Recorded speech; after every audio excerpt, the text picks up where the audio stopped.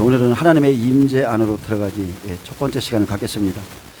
데릭 프리스 목사님이 하나님의 임재 안으로 들어가기라는 책을 쓰셨는데 좀 짧은 책이거든요. 근데 그 안에 좀 중요한 내용이 있어서 성도의 가장 기본적인 것, 예배에 대해서 좀 말씀드리겠습니다. 예배는 하나님의 거룩함에 대한 우리의 반응이라는 거예요.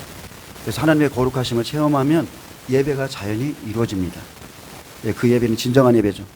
그래서 하나님의 임재 안에서의 우리의 자세도 있어요. 그래서 그런 것들을 하나하나 좀 살펴보길 원합니다. 여러분, 우리가 하나님 앞에 예배 드릴 때 그 예배의 모형은 어디서 찾죠? 그것은 구약의 성막입니다. 성막의 모형을 통해서 하나님을 참되게 예배하는 방법을 우리가 알아야 돼요. 예배는 성경의 주요 주제로 그리스도인의 삶에서 특별히 중요합니다. 그래서 시편 51편에 보면 감사로 제사를 드리는 자가 나를 영화롭게 하나니 그의 행위를 옳게 하는 자에게 내가 하나님의 구원을 보이겠다고 했습니다. 그래서 그러나 대부분의 그리스도인은 예배의 본질에 대해 정확하게 이해하지 못하고 있습니다. 교회의 대부분의 사람들이 말하는 예배는 주일 예배를 지칭하는 것이죠. 그들은 성가대의 합창 또 찬양단의 찬양으로 부르는 것이 예배의 전부라고 생각합니다. 그런 사람들도 많이 있습니다. 자, 이것이 평균적인 그리스도인이 예배에 대해 가지고 있는 생각이라면 그들은 아직 예배를 시작도 하지 않은 것입니다. 우리는 이런 행위와 행동을 넘어 실제로 예배가 일어나는 곳, 마음속까지 이제 점검해 볼 것입니다. 먼저 찬양, 감사, 예배의 개념을 정의하고 우리의 예배를 방해하는 것이 무엇인지 확인할 것입니다. 그리고 우리가 하나님의 음성을 들을 수 있고 그분의 팔에 안겨 안식할 수 있는 하나님의 임재 속으로 들어가는 과정을 살펴보겠습니다. 자, 첫 번째는 우리의 재물입니다. 재물. 하나님은 우리가 그분의 임재 안으로 들어갈 때에 언제나 다양한 예물과 희생 제물을 가져올 것을 요구합니다. 출애굽기 23장 15절에 너는 무교병의 절기를 지키라. 그리고 빈손으로 내 앞에 나오지 말지니라 했습니다. 여기에는 돈과 물질적인 소유가 포함되지만 그것에만 국한되지 않습니다. 더 중요한 것이 있죠. 더 중요한 것. 구약의 모습이, 예배의 모습이, 제사의 모습이 모형이라면 신약에는 더 큰 중요한 것들이 있습니다. 성경은 보다 높은 차원에서 하나님께 드릴 영적인 예물 또는 희생제물에 대해서 말합니다. 이 예물들은 바로 감사와 찬양과 예배입니다. 우리는 종종 이 용어들을 상호 교차적으로 사용하는데 이것은 무지개에 비유할 수 있습니다. 무지개의 색은 분명 서로 다르지만 경계에 두 가지 색이 섞여서 분명하게 구분하는 선이 없습니다. 이와 같이 감사와 찬양과 예배는 분명히 서로 구분되면서 자연스럽게 뒤섞입니다. 이것들을 구분해 본다면 감사는 하나님의 선하심과 관련이 있고 그리고 찬양은 하나님의 위대하심과 관련이 있습니다. 또 예배는 하나님의 거룩하심과 관련이 있습니다. 거룩은 하나님의 속성으로 인간의 이성으로 이해하기 가장 어려운 것입니다. 왜냐하면 이 땅에는 이에 상응하는 것이 없기 때문입니다. 우리는 하나님의 지혜에 대해서 말할 수 있습니다. 왜냐하면 우리가 지혜로운 사람을 알고 있기 때문이죠. 가장 대표적으로 솔로몬이 있죠. 그리고 위대한 사람들을 알기 때문에 하나님의 위대하심을 말할 수 있습니다. 또한 놀라운 능력을 보여주는 사람들을 알기 때문에 하나님의 능력에 대해서도 말할 수 있습니다. 그러나 하나님 외에는 이 땅에 거룩의 예가 없습니다. 거룩은 하나님께나 하나님으로부터 그것을 받는 사람들에게나 매우 특별한 것입니다. 예배는 하나님의 거룩함에 직접적으로 연관된다고 믿습니다. 하나님의 거룩을 이해하기 어렵기 때문에 그것을 온전히 이해하기도 어렵고 예배에 들어가기도 어렵습니다. 그러므로 예배는 이 세 가지 예물 또는 희생 제사 중 하나님이 받으시기에 합당한 방법으로 드리기 가장 어려운 것입니다. 감사와 찬양은 주로 입으로 소리를 내는 것이지만 예배는 태도라고 할 수 있습니다. 이 세 가지가 하나님께 드리는 예물이 되기 위해서는 먼저 이것들을 정확하게 이해해야 됩니다. 찬양에 대해서 좀 알아봅니다. 찬양. 계시록 4장에 보면 보좌 앞에 있는 네 생물과 24 장로들의 찬양이 있습니다. 거룩하다, 거룩하다, 주 하나님 곧 전능하신 이여 전에도 계셨고 이제도 계시고 장차 오실 이시라 하고 그 생물들이 보좌에 앉으사 세세토록 살아계시는 이에게 영광과 존귀와 감사를 돌릴 때에 24 장로들이 보좌에 앉으신 이 앞에 엎드려 세세토록 살아계시는 이에게 경배하고 자기의 관을 들여 이르되 우리 주 하나님이여 영광과 존귀와 권능을 받으시는 것이 합당하오니 주께서 만물을 지으신지라 만물이 주의 뜻대로 있었고 또 지으심을 받았나이다.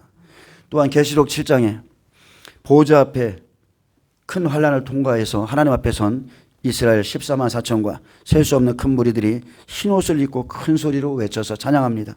구원하심이 보좌에 앉으신 우리 하나님과 어린 양에게 있도다니 모든 천사가 보좌와 장로들과 내 생물들의 주위에 서 있다가 보좌 앞에 엎드려 얼굴을 대고.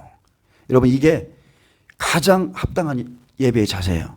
아멘. 하나님의 깊은 임재 안에 들어가면 우리가 굳이 말할 게 없어요. 자동적으로 그분 앞에 우리가 무릎을 꿇고 얼굴을 엎드려서 땅에 대게 돼 있어요. 저는 이런 체험 처음에 주님 만날 때 깊이 많이 체험해 봤어요. 하나님의 깊은 임재가 오면 서 있을 수가 없어요. 온몸이 떨려요. 그리고 그분의 그 거룩하심 앞에서 내 영혼이 두려워 떨면서 엎드려서 두 손을 땅바닥에 대고 머리를 이마를 땅에 대고 그렇게 하나님을 경배하게 됩니다. 이것은 그냥 우리 영혼의 구원받은 영혼의 본성이에요. 하나님 앞에 서게 되면 그렇습니다. 자, 보좌 앞에 엎드려 얼굴을 대고 하나님께 경배하여 이르되 아멘. 찬송과 영광과 지혜와 감사와 존귀와 권능과 힘이 우리 하나님께 세세토록 있을지어다. 아멘 하더라. 아멘. 아멘입니다. 찬양은 성경의 시작부터 끝까지 전체적으로 흐르는 황금실과 같습니다. 찬양은 영원합니다. 태초부터 있었고 영원토록 있는 게 찬양이에요. 주님의 보좌 주위에는 찬양하는 천사들이 가득합니다. 우리도 그곳에 가게 될 겁니다. 찬양은 천국에서 시작되었고 그곳에 영원히 거하는 모든 영광스러운 존재들이 쉬지 않고 하는 일입니다. 이들은 하나님께 아무런 방해 없이 기쁘게 나아갑니다. 찬양은 이 땅이 시작될 때부터 있었는데 욥기 38장에 하나님은 다음과 같은 질문으로 욥에게 말씀했습니다. 내가 땅에 기초를 놓을 때에 내가 어디 있었느냐? 그때 새벽별들이 기뻐 노래하며 하나님의 아들들이 다 기뻐 소리를 질렀느니라. 얼마나 아름다운 시작입니까? 이 땅이 처음 시작될 때 나온 것이 바로 찬양이었어요. 하나님의 아들들, 새벽별들, 천사들의 찬양. 근데 누가복음 2장에 이 말씀이 실상이 됐죠? 이 땅에 예수께서 오셨습니다. 그가 베들레헴에 나셨을 때 천사들이 나타나서 밤에 자기 양떼를 지키는 목자들에게 그리스도 구주가 나셨음을 알려주었습니다. 그때 호련히 수많은 천군이 그 천사들과 함께 하나님을 찬송하기 시작했습니다. 천사들, 천군들, 모든 천사들이요 하나님을 찬송했습니다. 바로 이때가 하나님께서 이 땅에 기초를 놓을 때죠. 예수님께서 이 땅에 기둥이시잖아요. 모퉁이 뚫이에요. 그래서 이 땅에 기초를 놓을 때 내가 땅에 기초를 놓을 때 내가 어디 있었느냐? 그때 새벽별들이 기뻐 노래하며 하나님의 아들들이 다 기뻐 소리를 질렀느니라. 이 땅이 처음 시작될 때 나온 것이 찬양이죠. 예수께서 이 땅에 기초를 놓을 때 나온 것이 천사들의 찬양입니다. 그러므로 천지가 더 이상 존재하지 않을 때까지 찬양이 지속되게 하는 것은 지구상에 존재하는 하나님의 백성들의 의무입니다. 아멘. 구원받은 모든 성도들은 하나님을 찬양하셔야 돼. 찬양은 보좌에 앉으신 왕이신 하나님께 나아가는 방법입니다. 시편 22장 3절에 이스라엘의 찬송 중에 계시는 주여. 찬양이 감사로 이어질 때 우리는 하나님께 나아가게 됩니다. 다음의 구절에서 이것을 볼 수 있는데 시편 100편 4절에 보면 감사함으로 그의 문에 들어가며 찬송함으로 그의 궁정에 들어가서 그에게 감사하며 그의 이름을 송축할지어다. 자, 여기에 두 단계의 접근이 있습니다. 하나님의 문을 통해 그리고 하나님의 궁정을 통해서입니다. 자, 여기 시편 기자는 문을 통해 들어가게 하는 것은 감사지만 우리를 궁정으로 주님께서 계신 그 궁정으로 인도하는 것은 찬양이라고 말합니다. 이것은 이사야에서도 볼 수 있습니다. 다시는 강포한 일이 내 땅에 들리지 않을 것이요 황폐와 파멸이 내 국경 안에 다시 없을 것이며 내가 내 성벽을 구원이라 내 성문을 찬송이라 부를 것이라. 아멘. 그 성문에 뭐가 있다고요? 찬송이 있습니다. 찬송. 그래서 하나님은 완전한 평화와 고요한 가운데 거하시는데 거기에는 폭력과 파멸이 없을 뿐 아니라 폭력과 파멸의 소리도 들리지 않습니다. 근데 거기에 접근하는 방법을 여러분 주목하세요. 모든 문은 찬양이에요. 다시 말해서 하나님의 임재와 그분이 거하시는 곳에 들어갈 수 있는 유일한 길은 찬양입니다. 찬양이 없이는 성전의 바깥들에 들어갈 수 없습니다. 찬양함으로 그의 궁정에 들어가서 그에게 감사하는 거죠. 그의 이름을 송축하는 겁니다. 자, 두 번째는 감사합니다. 히브리서 12장 28절에 보면 이 구절이 우리말 성경이나 뉴 킹제임스 성경에는 은혜를 받자로 번역됐는데 NIV 성경에는 감사를 드리자로 번역됐습니다. 우리 개역개정도 마찬가지예요. 개역개정도 은혜를 받자인데 나나절에 보면 감사를 드리자로 밑에 써놨습니다. 자, 그러므로 우리가 흔들리지 않는 나라를 받았은즉 은혜를 받자, 감사를 드리자. 이로 말미암아 경건과 두려움으로 하나님을 기쁘시게 섬길지니. 이 두 번역은 사실 다 맞습니다. 헬라어에서 은혜를 받자라는 말은 감사합니다와 같은 말입니다. 근데 은혜와 감사 사이에는 직접적인 관련이 있습니다. 감사하지 못하는 사람은 하나님의 은혜 밖에 있는 사람이라는 거죠. 내가 지금 감사하지 못한다는 것은 하나님의 은혜 밖에 있어요. 은혜에서 떨어졌어요. 하나님의 은혜 안에 있으면서 감사하지 않는다는 것은 불가능한 일입니다. 그래서 은혜와 감사는 늘 직접적인 관련이 있습니다. 시편 95장 1절, 시편 95장 좀 보겠습니다. 1절은 예배로 들어가는 과정이 아름답게 묘사되어 있습니다. 이 구절은 즐거운 찬양으로 시작되는데 이것은 일부 교회에서는 허용되지 않는 매우 큰 소리로 드리는 찬양을 말합니다. 오라, 우리가 여호와께 노래하며 우리의 구원의 반석을 향하여 즐거이 외치자. 여기서 외치자라는 말은 고함치다라는 뜻이에요. 그래서 여러분이 어느 곳에 가서 영성 집회나 이런 곳에 가서 보면 뿔나파를 불기도 하고 소리 질러 하면서 막 소리 지르잖아요.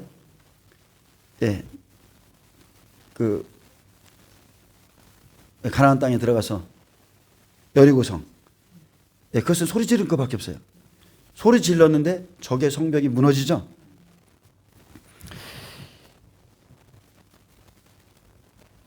자, 그래서 저도 이것을 좋아하거든요. 고함치는 거, 외치는 거, 하나님을 내 마음 깊은 곳에서 막 사랑함으로 외치는 걸 좋아하는데, 자, 감사를 드리는 찬양은 실제 영혼 깊은 곳에서 올라옵니다. 내가 하나님께 감사해. 생각할수록, 주님을 곱씹어 볼수록 내 인생에 행하신 주님의 사랑이 너무 선하시고 감사해. 그래서 여러분, 은혜를 아는 만큼, 감사의 조건을 깨달은 만큼 진심을 다해서 찬양하게 되는 겁니다. 다른 거 볼 게 없어요. 그 사람이 은혜를 받았는지 안 받았는지. 예배 드리는 태도, 자세를 보면 다 알 수 있습니다. 그래서 하나님께서 받으시기에 합당하지 않은 것이 있다면 그것은 건성으로 부르는 찬양입니다. 아시겠죠? 큰 소리를 질러서 찬양하는 게 잘못된 게 아니라 하나님을 건성으로 찬양하는 게 잘못된 거예요. 성경은 여호와는 위대하시니 크게 찬양할 것이라고 했습니다. 여러분, 크게 찬양할 준비가 되어 있지 않다면 차라리 하지 마세요. 여러분, 크게 찬양하는 게 옳습니다. 시편 95장 2절에 우리가 감사함으로 그 앞에 나가며 시를 지어 즐거이 그를 노래하자. 여기서 다시 감사와 찬양의 2단계 접근을 주목해 보길 원합니다. 자, 그 주목해 보세요. 그리고 3절은 왜 우리가 하나님께 찬양하고 감사해야 되는지 그 이유를 말합니다. 성경은 그냥 논리적이죠. 성경은 매우 논리적이어서 그냥 단순하게 하나님께 찬양해. 그냥 하나님께 찬양해 이유도 안 알려주고 하나님께 찬양해라고 하지 않습니다. 성경은 우리에게 반드시 그 이유를 알려주죠. 3절에 보면 여호와는 크신 하나님이시요 모든 신들보다 크신 왕이시기 때문이로다. 하나님의 위대하심 때문에 그분을 찬양한다고 한 것을 여러분 기억하세요. 그래서 그 구절 후에 크신이라는 단어가 2번이나 쓰였습니다. 여호와는 위대하신 하나님이시며 모든 신들 위에 뛰어난 왕이시다. 우리는 하나님의 위대하심을 크고 즐겁고 그리고 기쁘게 찬양함으로 자신의 감정을 나타내는 거예요. 아멘. 그 다음에 우리는 하나님의 위대하신 그 다음에 우리는 하나님을 위대한 창조주로 고백합니다. 4절에서 5절에 보면 땅의 깊은 곳이 그의 손안에 있으며 산들의 높은 곳도 그의 것이로다. 바다도 그의 것이라. 그가 만드셨고 육지도 그의 손이 지으셨도다. 아멘. 우리는 하나님의 놀라운 창조로 인해 감사하고 찬양하며 그분께 나옵니다. 이것이 하나님의 임재에 접근하는 유일한 방법입니다. 아멘. 창조주를 깨닫는 순간 감사의 찬양은 우리 마음에서 흘러나옵니다. 하나님 나를 이렇게 구원하셨구나. 하나님을 알면 알수록 신기해요. 정말 주님이 우리를 왜 이렇게 하셨는지 신묘막측하다는 표현이 맞죠? 시편 139편 13절에 보면 주께서 내 내장을 지으시며 나의 모태에서 나를 만드셨나이다. 내가 주께 감사함은 나를 지으심이 심히 기묘하심이라.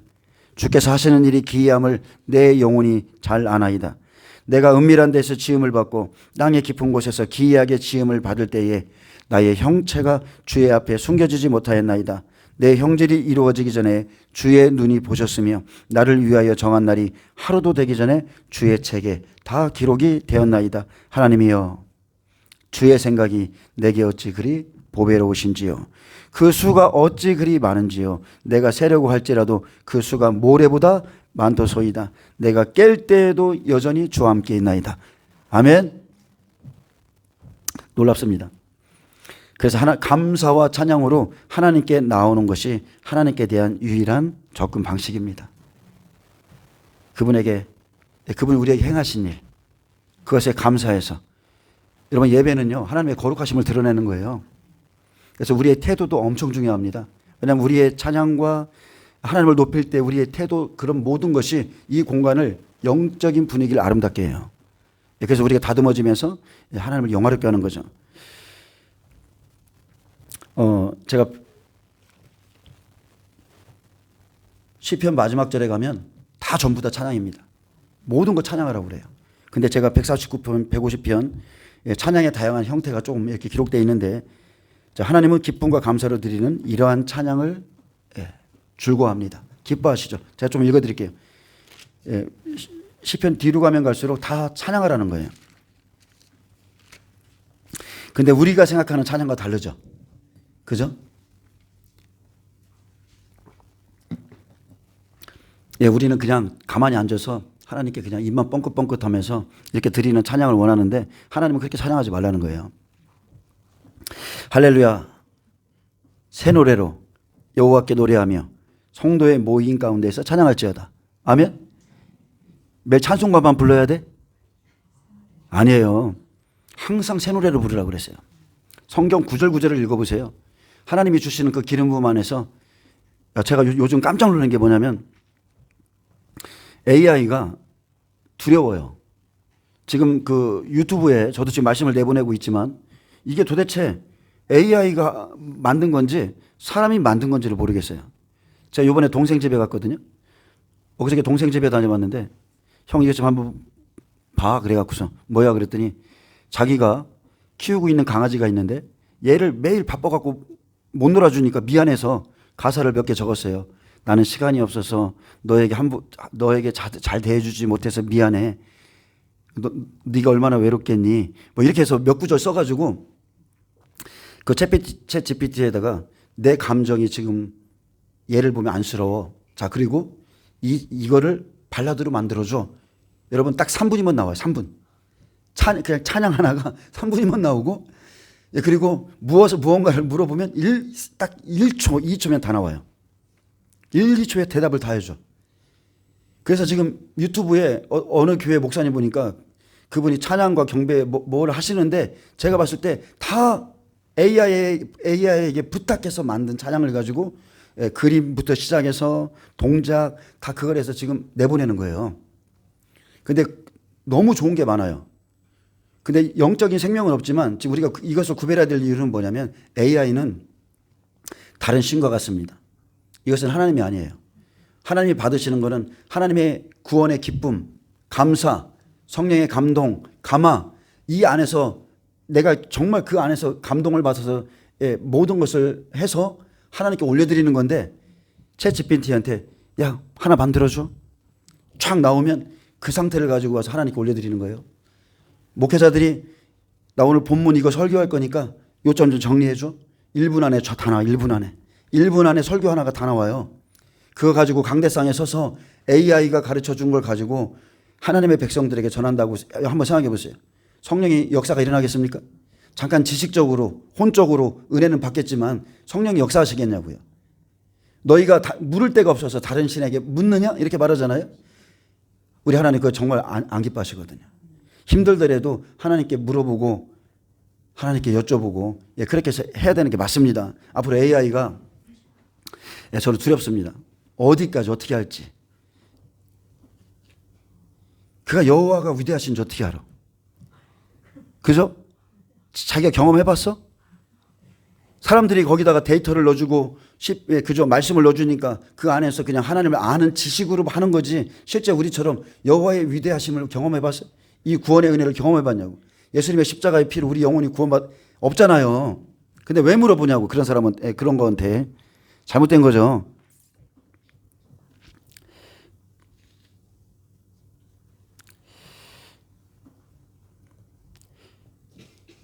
자, 그래서 좀 읽어드릴게요. 할렐루야 새 노래로 여호와께 노래하며 성도의 모임 가운데서 찬양할지어다. 이스라엘은 자기를 지으신 이로 말미암아 즐거워하며 시온의 주민은 그들의 왕으로 말미암아 즐거워할지어다. 춤추며 그의 이름을 찬양하며 소고와 수금으로 그를 찬양할지어다. 여호와께서는 자기 백성을 기뻐하시며 겸손한 자를 구원으로 아름답게 하심이로다. 성도들은 영광 중에 즐거워하며 그들의 침상에서 기쁨으로 노래할지어다. 그들의 입에는 하나님에 대한 찬양이 있고 그들의 손에는 두 날 가진 칼이 있도다. 이것으로 문 나라에 보수하며 민족들을 벌하며 그들의 왕들은 사슬로 그들의 귀인은 철구랑으로 결박하고 기록한 판결대로 그들에게 시행할지로다. 이런 영광은 그의 모든 성도에게 있도다. 할렐루야. 할렐루야. 그의 성소에서 하나님을 찬양하며 그의 권능의 궁창에서 그를 찬양할지어다. 그의 능하신 행동을 찬양하며 그의 지극히 위대하심을 따라 찬양할지어다. 나팔 소리로 찬양하며 비파와 수금으로 찬양할지어다. 소고치며 춤추어 찬양하며 현악과 퉁소로 찬양할지어다. 큰 소리 나는 재금으로 찬양하며 높은 소리 나는 재금으로 찬양할지어다. 호흡이 있는 자마다 여호와를 찬양할지로다. 아멘. 아멘입니다. 소고치며 막 춤추어 찬양하라는데 교회 분위기가 안 그래. 소고를 들긴 들었어. 교회 분위기가 종교적이면 칠까 말까? 박수를 칠까 말까? 그잖아요. 여러분, 하나님은 내 마음의 즐거움을 따라서 기쁨을 따라서 드리는 거예요. 그것이 하나님 기뻐 받으십니다. 큰 소리라고 그랬어요. 자, 6절에 보면 우리는 예배하러 나온다고 그랬죠. 어떻게 나옵니까? 찬양과 감사는 예배로 들어가는 길입니다. 그 다음에는 예배하러 나오는 우리의 태도를 보여주죠. 6절 보겠습니다. 오라 우리가 굽혀 경배하며 우리를 지으신 여호와 앞에 무릎을 꿇자. 여기에서 우리는 말로 하는 단계에서 이젠 태도로 바뀌죠. 태도까지가 예배인 거예요. 우리는 찬양과 감사로 시작하지만 그것이 끝이 아닙니다. 그리스도인들이 찬양과 감사로 마친다면 진정한 목적을 망각한 것입니다. 참된 예배는 말이 아니라 여러분 태도입니다. 태도. 위대하신 분을 대하는 태도, 나의 왕을 대하는 태도, 나의 구원자를 대하는 태도, 굽혀 경배하며 여호와 앞에서 무릎을 꿇습니다. 자, 예배에 대해서 말씀드립니다. 예배, 일단 우리가 예배를 드리는 대상은 누구예요? 하나님의 영이시라는 거예요. 영. 그래서 우리도 살리심을 입은 이 영을 가지고 하나님을 찬양하는 거죠. 우리가 하나님의 거룩함을 접하거나 인식하거나 그에 대한 계시를 받을 때 가장 적절한 반응은 오직 한 가지입니다. 그것이 바로 예배입니다. 이와 같은 계시가 없으면 우리는 참된 예배를 드릴 수 없습니다.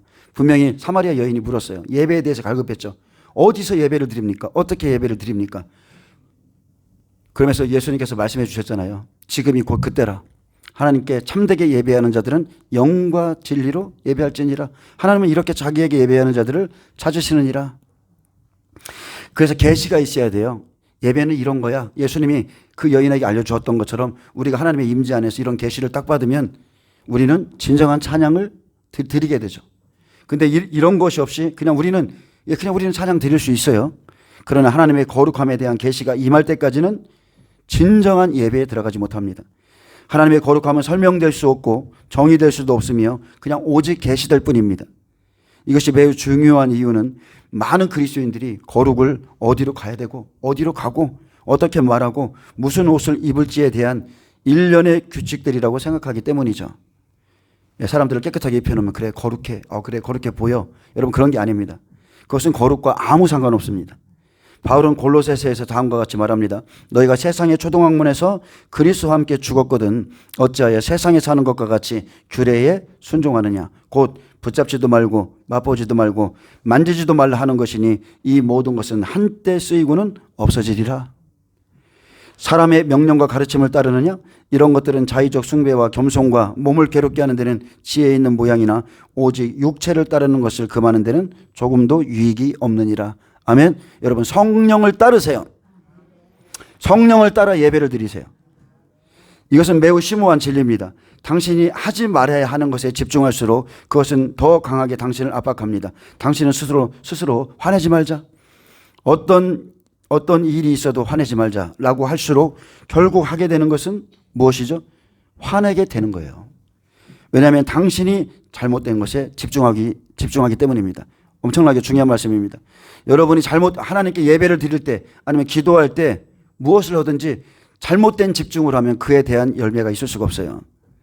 수많은 사람들이 거룩에 대해서 아무것도 하지 않기로 결정한 것은 당연한 일입니다. 히브리서 12장은 하나님께서 대부분의 아버지가 자기 자녀에게 행하시는 훈련에 대해서 말합니다.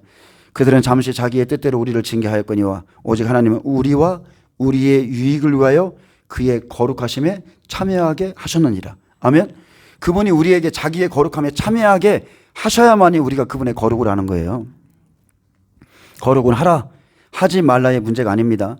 하나님은 어떠한 일련의 규칙을 세워놓으시고 스스로 행위를 점검하여 거룩해지신 것이 아닙니다.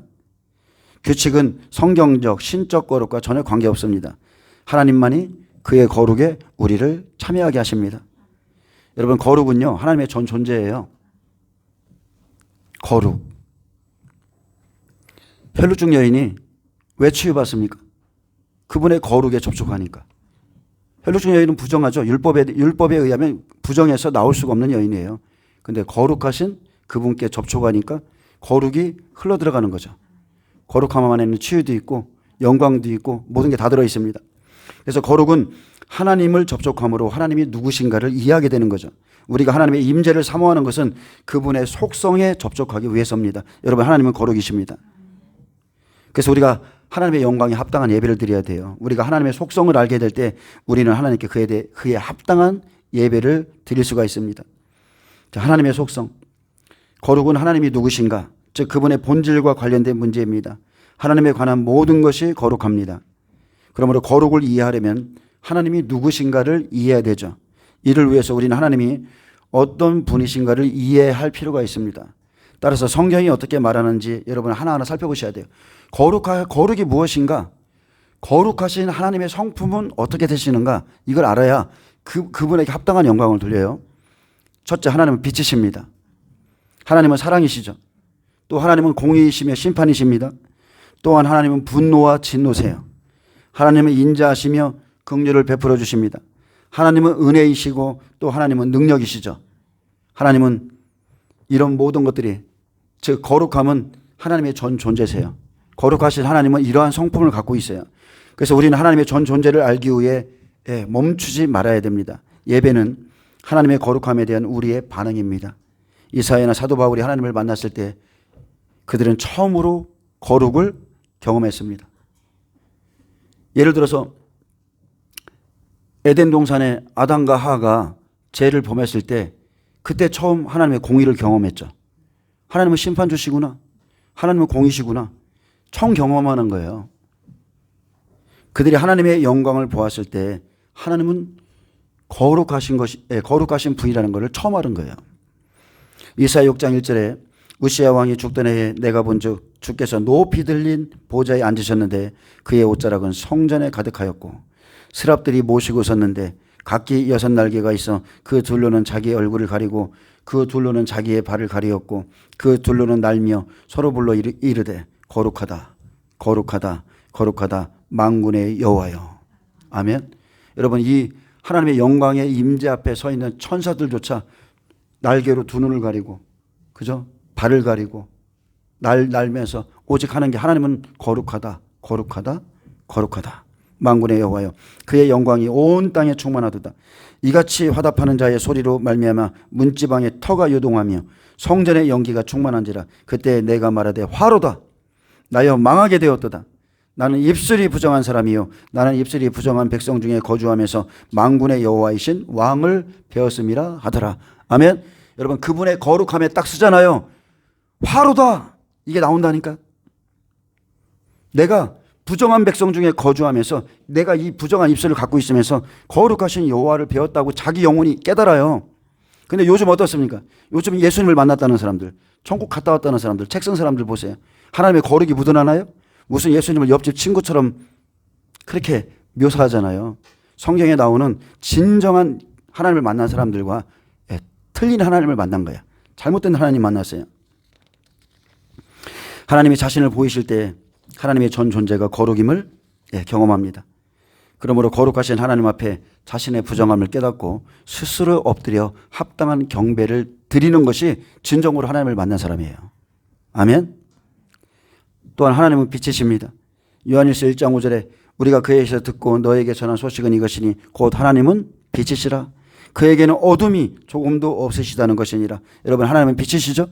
누구보다 우리가 잘 압니다. 그분은 빛을 창조하시고 빛을 발하실 뿐 아니라 그분 자체가 빛입니다. 그래서 창세기 1장 3절 하나님이 이르시되 빛이 있으라. 예수님은 빛이죠. 그래서 실제적으로 이 땅에 오셨을 때 요한복음 1장 4절 사람들의 빛으로 오셨어요. 생명의 빛. 예수님은 사람들의 생명의 빛이라 했습니다. 어둠을 비추시죠. 그럼 어둠이 어떻게 돼요? 깨닫지 못하더라. 이기지 못하더라. 예수님의 생명의 빛이 사람에게 비치면 어둠이 견디지 못하고 떠나가는 겁니다. 그래서 우리가 주목할 것은 빛이에요. 어둠이 아니에요. 여러분, 빛과 어둠의 영적 전쟁 아시죠? 우리가 귀신을 쫓아내고 귀신에게 초점을 맞추고 막 나가 막 하면서 막 이게 아니라 빛이 임하면 나가는 거예요. 그래서 여러분은 하나님의 임재를 사모하시고 그분의 빛을 받아들이셔야 돼요. 자, 그 다음에는 하나님의 사랑입니다. 요한일서 4장 8절과 16절에 보면 사랑하지 아니하는 자는 하나님을 알지 못하나니 이는 하나님은 사랑이심이라. 하나님이 우리를 사랑하시는 사랑을 우리가 알고 믿었노니 하나님은 사랑이시라. 사랑 안에 거하는 자는 하나님 안에 거하고 하나님도 그의 안에 거하시느니라. 하나님이 우리 안에 거하시는 것은 사랑으로 거하십니다. 하나님은 빛이시며 사랑이시죠.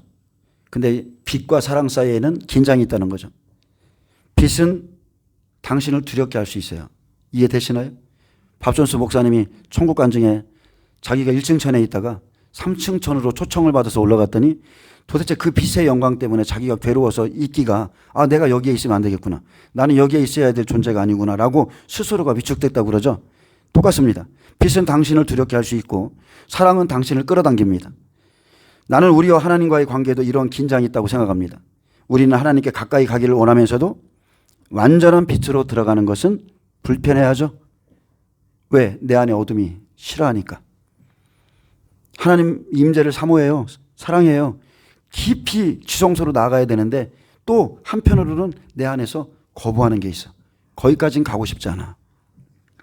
불편한 겁니다. 자, 그 다음에 하나님은 공의이시고 심판입니다. 이것은 절대적인 하나님의 본성의 한 부분이죠. 신명기에서 모세는 이것을 강조했는데 내가 여호와의 이름을 전파하리니 너희는 우리 하나님께 위엄을 돌릴지어다. 그는 반석이시니 그가 하신 일이 완전하고 그의 모든 길이 정의롭고 진실하고 거짓이 없으신 하나님이시니 공의로우시고 바르시도다. 많은 사람이 자기의 특별한 상황이나 환경에 대해서 하나님이 공의롭지 않으시다고 말합니다. 우리 하나님은 공의롭지 않은 것 같아. 그러나 성경은 하나님 안에는 공의롭지 않음이 없다고 말합니다. 하나님은 완전한 공의시고 하나님은 완전한 진리 하나님이세요. 창세기에서 아브라함은 소돔성에 대하여 다음과 같이 하나님께 호소했습니다. 주께서 이같이 하사 의인을 악인과 함께 죽이심은 부당하오며 의인과 악인을 같이 하심도 부당하나이다. 세상을 심판하시는 이가 정의를 행하실 것이 아니니까. 아멘. 저는 어떻게 아브라함이 이런 말을 하나님 앞에서 할 수 있는지 놀랍죠. 그만큼 하나님과 친밀하다는 거예요. 하나님은 온 우주의 심판주이시고 항상 공의를 행하십니다. 그분께는 부당함이 없고 그분 안에는 죄가 없습니다. 우리는 가끔 하나님이 부당하시다고 믿고 싶은 유혹을 받습니다. 그러나 성경은 단호하게 절대 그럴 수 없다고 선언합니다. 하나님은 공의세요. 아멘. 그리고 심판이십니다. 다음은 하나님은 분노. 하나님은 분노와 진노이십니다. 우리 하나님은 사랑뿐만이 아니라 분노하시는 하나님이시고 진노하시는 하나님이세요. 오늘날 기독교가 오늘날 교회가 좀처럼 수용하기 어려워하지만 매우 중요한 사실은 그것은 하나님이 분노와 진노의 하나님이시라는 점입니다. 성경은 이에 대해서 말하죠. 나훔 1장 2절에 보면 여호와는 질투하시며 보복하시는 하나님이시니라. 여호와는 보복하시며 진노하시되 자기를 거스리는 자에게 여호와는 보복하시며 자기를 대적하는 자에게 진노를 품으시며. 이게 우리 하나님의 속성입니다. 하나님은 진노합니다. 그분은 무서운 분이시고 친히 보복하시는 분이라고 그랬어요. 성령이 사모하기까지 시기한다고 그랬죠. 이것이 하나님의 신성과 영원한 본성의 한 부분입니다.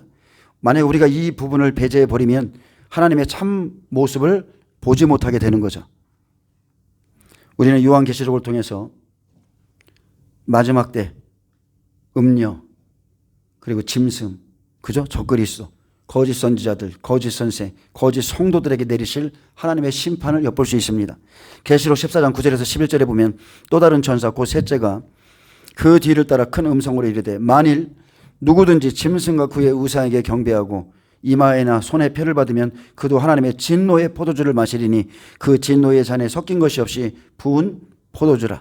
거룩한 천사들 앞과 어린 양 앞에서 불과 유황으로 고난을 받으리니 그 고난의 연기가 세세토록 올라가리로다. 짐승과 그의 우상에게 경배하고 그의 이름표를 받는 자는 누구든지 밤낮 쉼을 얻지 못하리라 하더라. 아멘. 이게 우리 하나님이세요. 거룩한 천사들 앞과 어린 양 앞에서 고난을 받으리니, 즉 괴롭힘을 받으리라는 뜻이죠. 근데 이러한 사실, 오늘날 대부분의 그리스도인들이 생각하는 온유하고 겸손하고 선하신 예수님의 모습과 다르죠. 근데 이것을 정말로 인지하셔야 돼. 하나님은 마지막 때 올 때 분노하시며 보복하시고 심판하시고 진노하신 하나님이세요. 그러나 이것은 그분의 신성과 영원한 성품의 한 부분이라는 겁니다. 하나님은 심판자이십니다. 히브리서 9장 27절에 한 번 죽는 것은 사람에게 정해진 것이요 그 후에는 심판이 있으리니, 또 요한복음 5장 27절에서 29절은 말합니다. 또 인자됨으로 말미암아 심판하는 권한을 주셨느니라.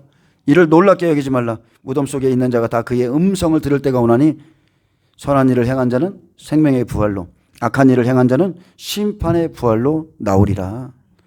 그럼에도 어떤 이들은 말합니다. 우리 하나님은 너무나 자비로우셔서 영원한 징벌을 내리시지 않는다고 그렇게 믿고 말해요. 자기가 그렇게 믿고 싶은 거죠. 그러나 이것은 성경적이지 않을 뿐더러 매우 위험한 생각입니다. 그렇게 믿고 가면 자기 영혼에 죄를 짓는 거예요. 계시록 22장 15절에 개들과 점술가들과 음행하는 자들과 우상 숭배자들과 및 거짓말을 좋아하며 지어내는 자는 다 성 밖에 있으리라. 또 18절 19절은 말합니다. 내가 이 두루마리 예언의 말씀을 듣는 모든 사람에게 증언하노니, 여러분이죠. 여러분이에요. 만일 누구든지 이것들 외에 더하면 하나님이 이 두루마리에 기록된 재앙들을 그에게 더하실 것이요 만일 누구든지 이 두루마리의 예언의 말씀에서 제하여 버리면 하나님이 이 두루마리에 기록된 생명나무와 및 거룩한 성의 참여함을 제하여 버리시리라. 그래서 주의 종들이 하나님의 말씀을 빼고 더하면 그도 기록된 재앙들을 받고 하나님의 나라에 들어가지도 못하고, 그 말씀을 받은 성도도 똑같습니다. 그렇게 믿고 가면 기록된 재앙을 받을 뿐 아니라 생명나무와 및 거룩한 성에 참여함을 하나님께서 제하여 버립니다. 그래서 요한계시록에는 영원한 심판이 있다는 사실이 매우 분명하게 기록되어 있습니다. 우리 사회는 지금 피해자보다 가해자에게 훨씬 친절한 편이죠. 다 가해자 편이야. 왜 그러죠? 정죄하는 자가 되고 싶지 않기 때문이죠. 정죄하지 않으려고. 특히나 우리 믿는 그리스도인들, 왜 정죄하는 자가 되고 싶지 않은 것인가? 누군가에게 영원한 심판이 있다면 우리에게도 심판이 있다는 사실을 알기 때문입니다. 아멘. 여러분, 우리가 누구보다도요 사람들을 판단할 수 있어요. 우리는 판단할 수 있는 능력이 있습니다. 하나님의 말씀이 있기 때문에. 누군가를 우리가 정죄할 수 있어요.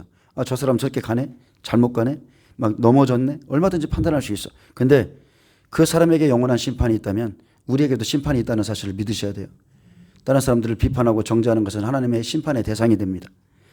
자, 그리고 또 하나는 하나님은 인자하시며 긍휼을 베푸신다는 것.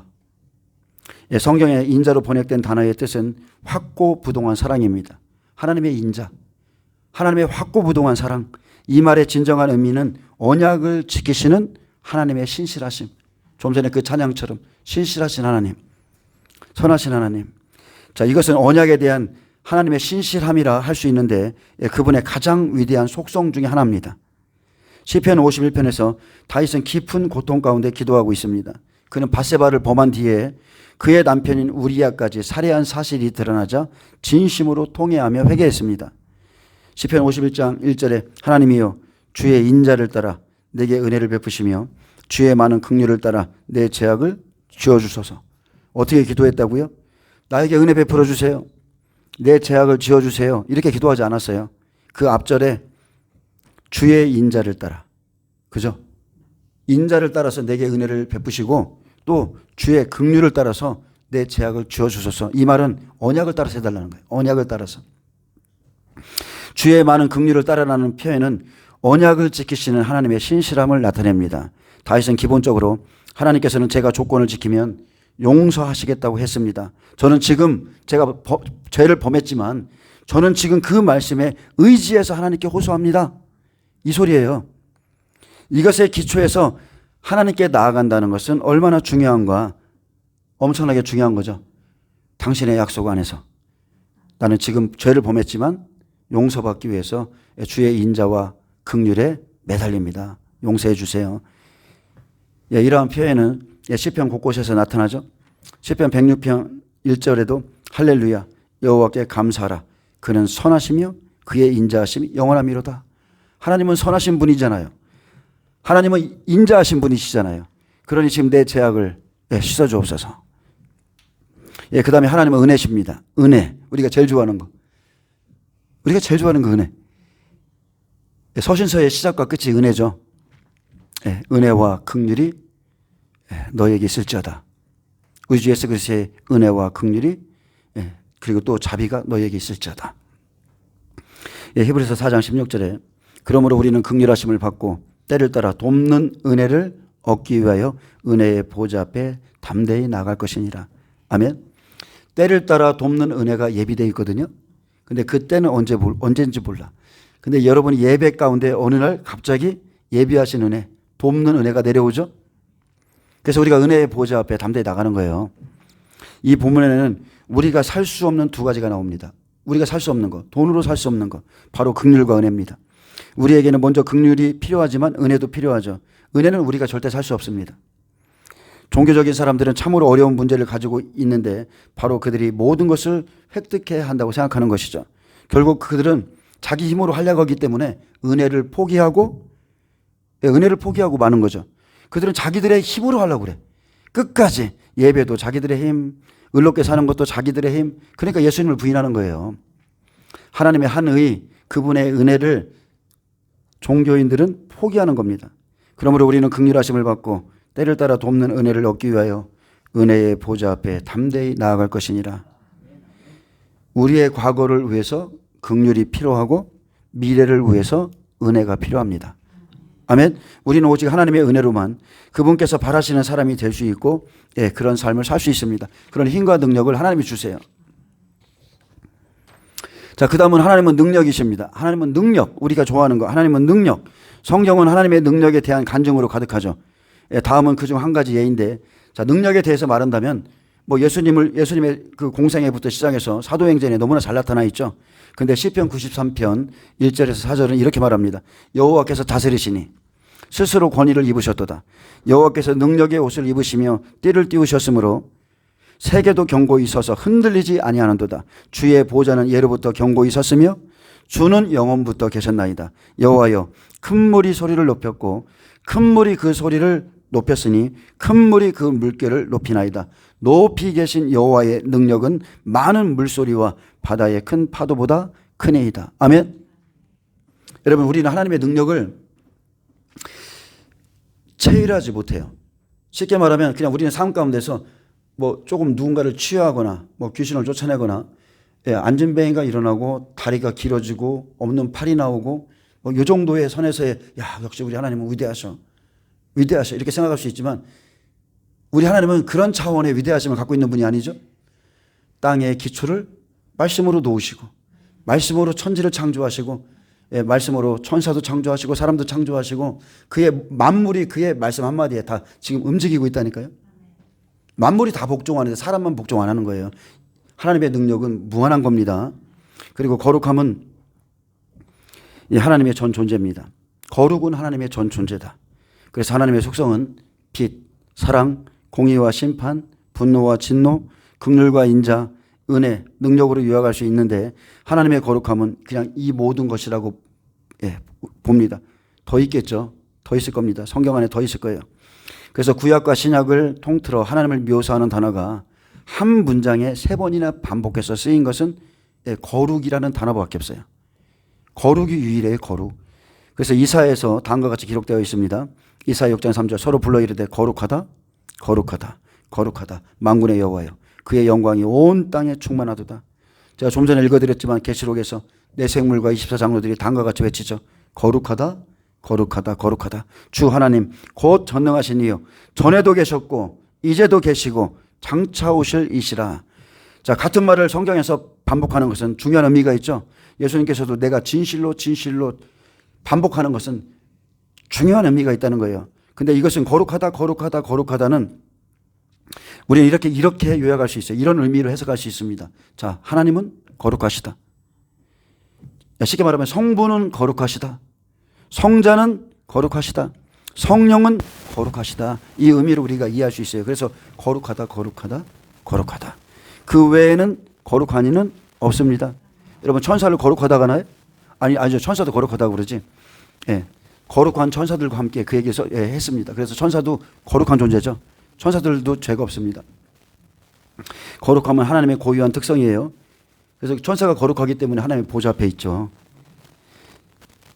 우리는 하나님과 연결되는 만큼, 즉 하나님을 접촉하는 만큼 그분의 거룩함을 이해하거나 그것에 참여할 수 있습니다. 그래서 하나님의 은혜는 여러분 맛보아 아는 거예요. 오늘 그 일이 일어나길 원합니다. 이것이 우리가 하나님의 임재를 추구하고 하나님의 기름 부음을 사모하는 이유입니다.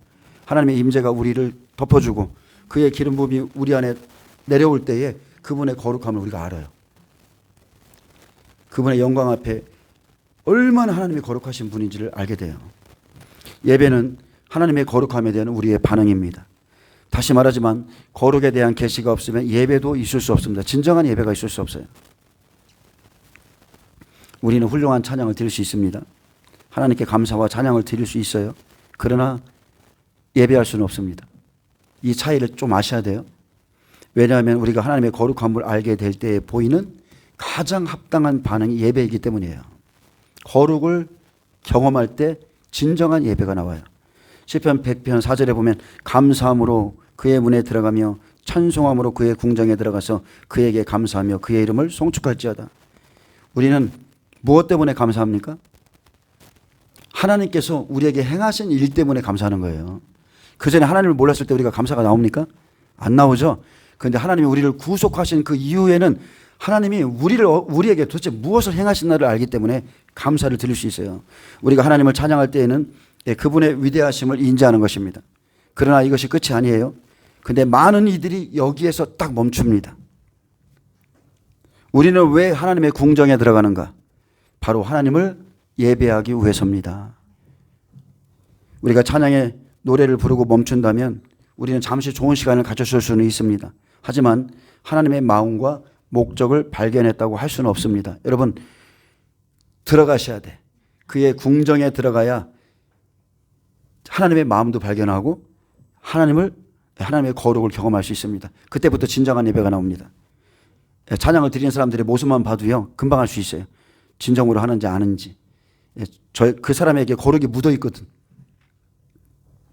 그리고 찬양할 때 보면요 그 사람 위에 성령이 임하시는 게 보여요. 얼굴에 막 이렇게 은혜가 내려와요. 임재가 있어요. 그 사람 안에 빛이 있어요. 찬양할 때 보면. 우리가 분명히 궁정에 들어가면 분명히 부르짖을 무언가를 더 발견하게 됩니다. 우리는 하나님의 임재를 갈망합니다.